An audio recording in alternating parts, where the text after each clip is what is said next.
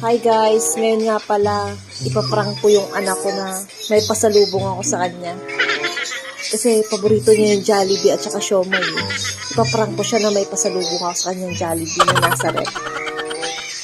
Let's go guys! Sumama ka na sa akin. Ayaw mo ba ng pasalubong? Ayaw mo? O gusto mo? O, halika na. Halika na. May sasabihin ako na. So, may sasabihin ako.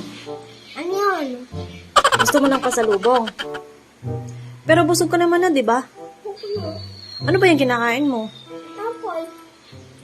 Gusto mo pasalubong ni mama? Ano bang gusto mong pasalubong? Jollibee tsaka siomai? Sige. Tara, punta natin. Tinago ko sa rep yun eh. Tara. Baba mo na yan. Punta natin. Tignan mo sa rep. Andiyan yung Jollibee mo.